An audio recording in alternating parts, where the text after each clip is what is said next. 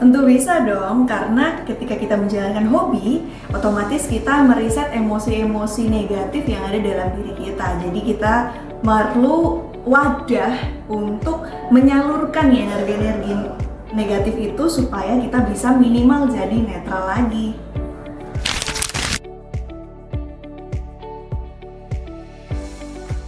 Kalau hobi yang paling baik begitu ya, karena hobi itu kan sifatnya sangat personal, sangat subjektif, jadi tergantung dengan orang masing-masing. Cuman biasanya nih orang-orang yang suka mungkin main game yang kompetitif atau game yang berbau strategi atau mungkin catur begitu ya, nah itu biasanya problem solvingnya juga bagus karena mereka sudah terlatih untuk memecahkan masalah-masalah, apalagi kalau game yang berbasis strategi itu kan dalam jangka waktu tertentu begitu ya, waktunya itu sangat sempit tapi dia harus segera memecahkan masalah tersebut. Begitu juga dengan catur atau mungkin misalnya yang suka seni nih, nah di sana biasanya kalau melukis itu kan dia harus detil begitu ya, terus juga bisa memunculkan kreativitas dinamis seperti itu juga bisa membantu untuk kinerjanya. Misalnya juga mungkin yang suka olahraga nih, yang suka olahraga dia akan lebih energik, atau mungkin juga yang suka berbau petualang, nah dia biasanya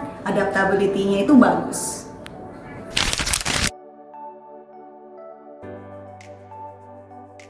Oke, yang pertama kita harus tahu dulu nih, hobi ini menyenangkan atau enggak bagi kita. Apakah itu ternyata kita hanya sekedar ikut-ikutan atau enggak, karena dari hobi sendiri kita harus bisa merasa bahwa kita adalah diri kita sendiri seperti itu. Karena kalau enggak kita tidak akan merasa mindful dan itu namanya bukan hobi, karena hanya sekedar ikut-ikutan atau mungkin gengsi begitu.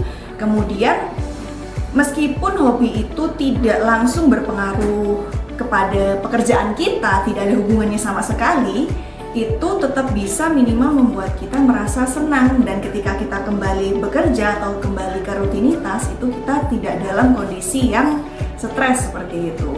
Jadi memang ada kalanya kita itu hobi ini kayaknya lebih bagus yang langsung berkaitan dengan pekerjaan, tapi sebenarnya tidak gitu.